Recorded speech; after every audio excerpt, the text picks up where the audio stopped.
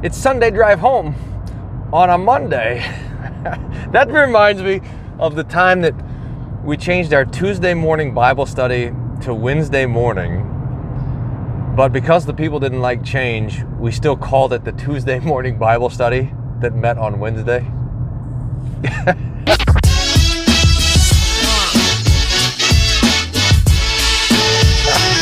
That didn't really happen.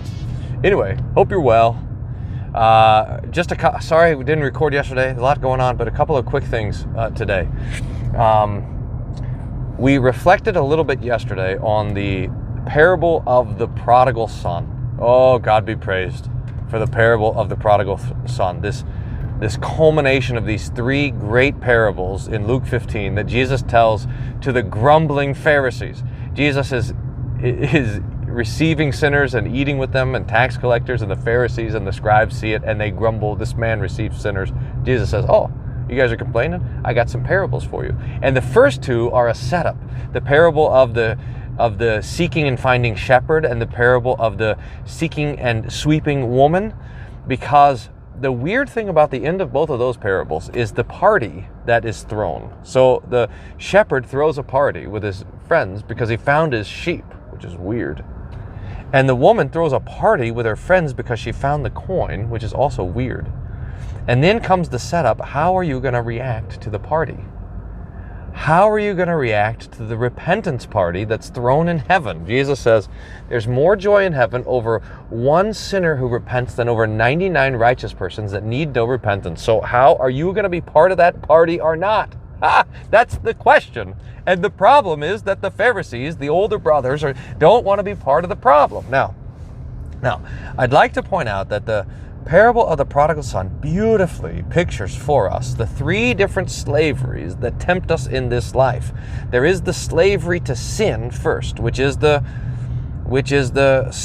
younger son off to the foreign country with his half of the inheritance.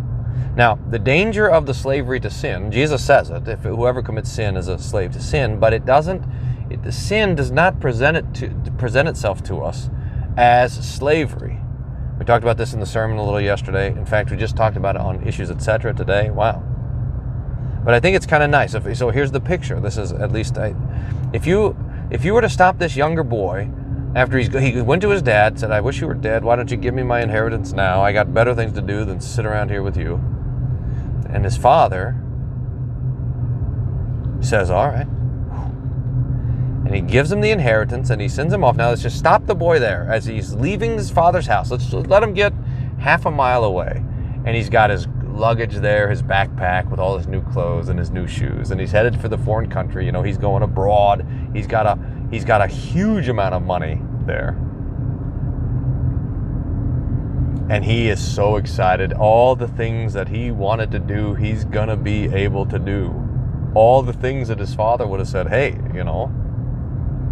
don't do that. He's going to do. He's going to experience life to the fullest. He's going to chase after his flesh, chase after his pleasures. And let's just stop him there and interview him and say, hey, are you excited? Oh, I can't wait. I'm so excited. Are you free? Are you alive? And he would say, finally I'm free. Finally I'm alive. Finally I'm out from the thumb of my father who was trying to keep me down. Finally. Now this is the illusion of the flesh. It wants us to think that following its own lusts is a form of freedom. That it doesn't lead to death. But it does. It leads to death. The end of the flesh is death. Over and over the scripture tells us this.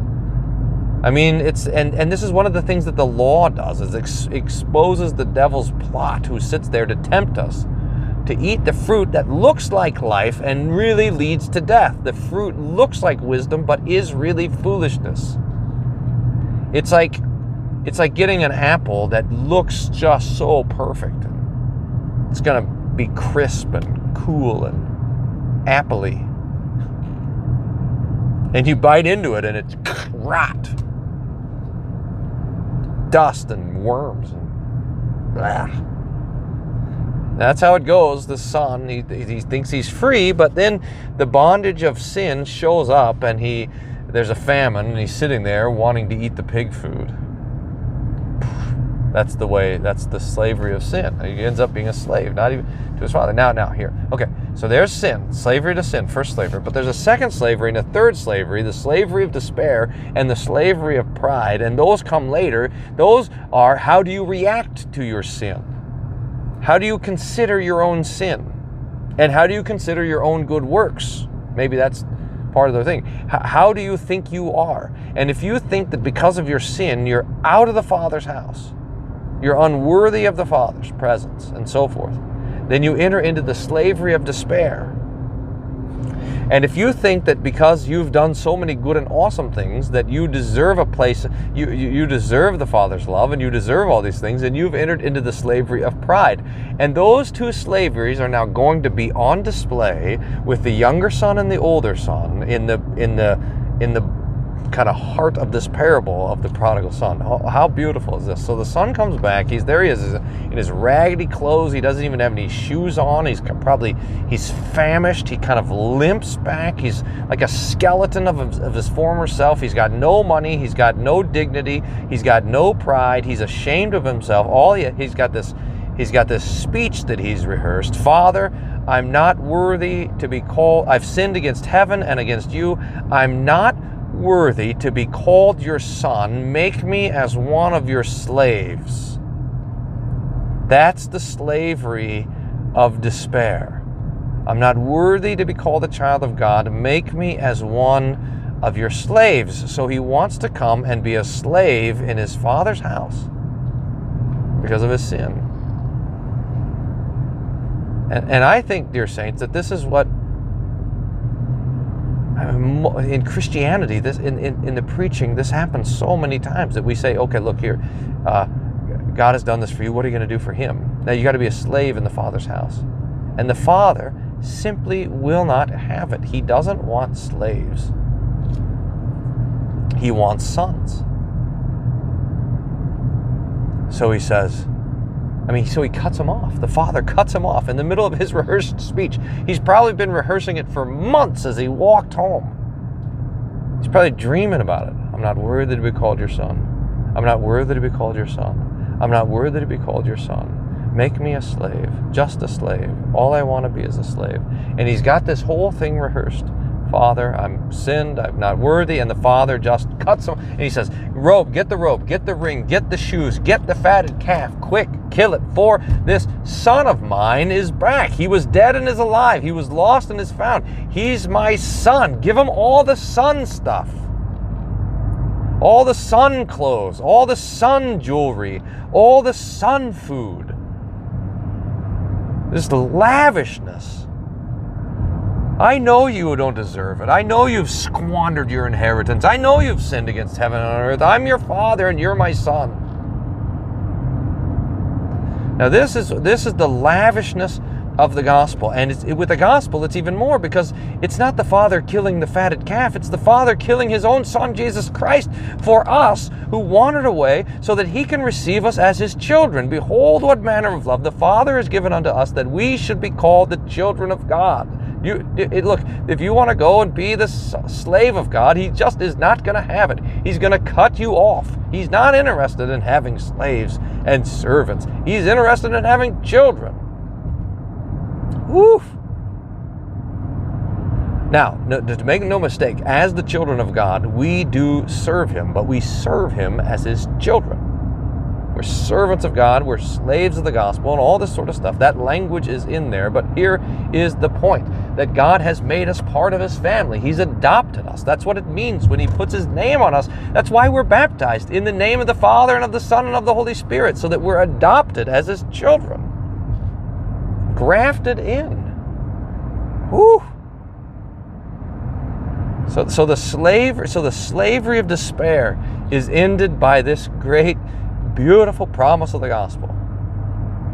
And then we get to the third slavery, which is the slavery of pride. Now, this is a tricky one. This is the Pharisee slavery. This is the slavery of the older son, who also, and here's the point, he also thought of himself as the Father's slave, not as the Father's son. So here's how it goes in the story.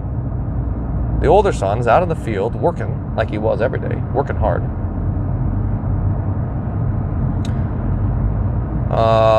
He hears the noise. He smells the barbecue. What's going on? He asks the other servants, and they say, "Oh, your brother's back." And he's indignant. He can't believe that his father is throwing a party for his brother.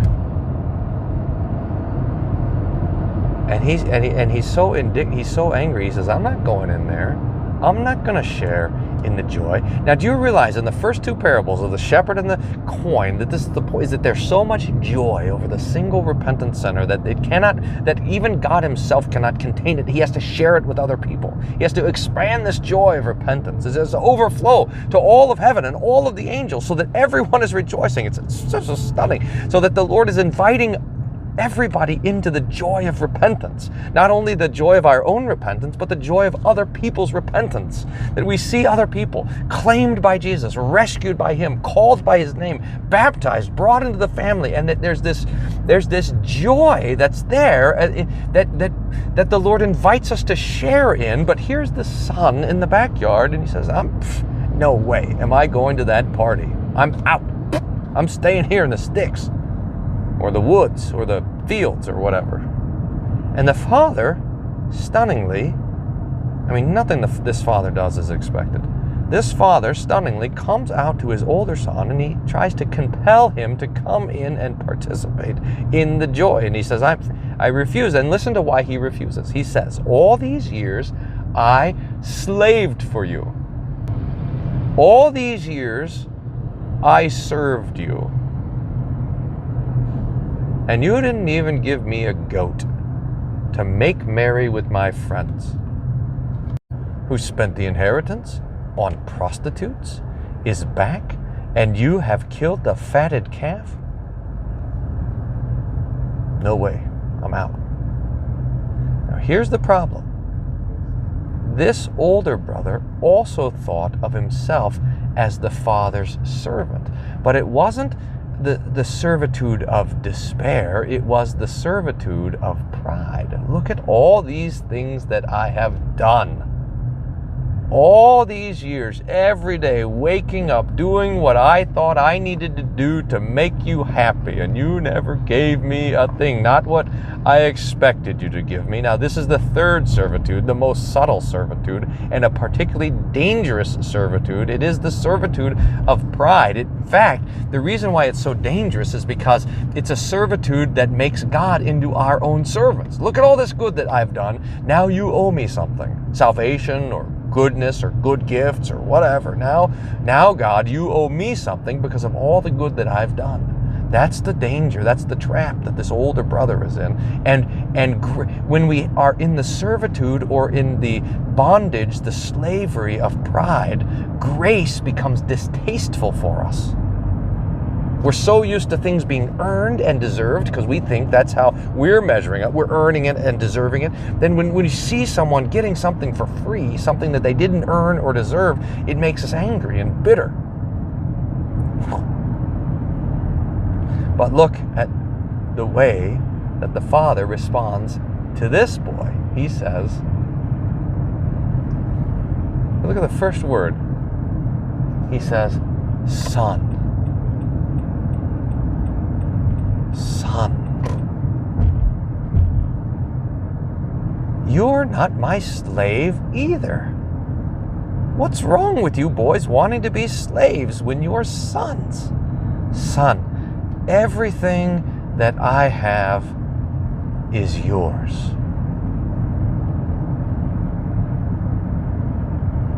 Didn't you know that about your Heavenly Father? Everything that I have is yours. It was right for us to make merry, for this brother of yours who was dead is alive, and who was lost is found.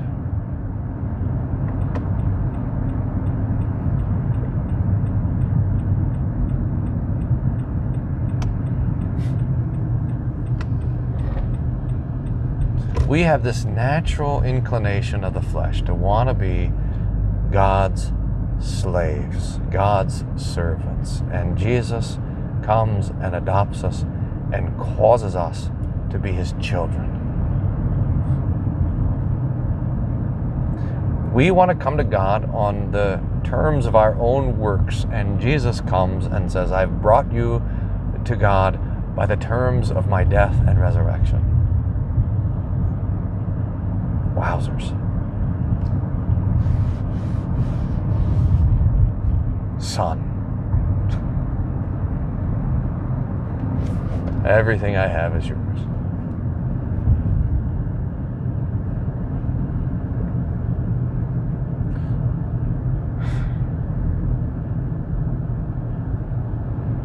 We are the children of God, begotten not of the will of man nor the will of the flesh,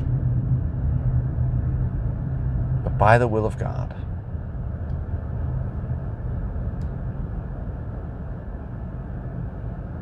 Now that is really, really good news. God be praised for that. Monday drive home.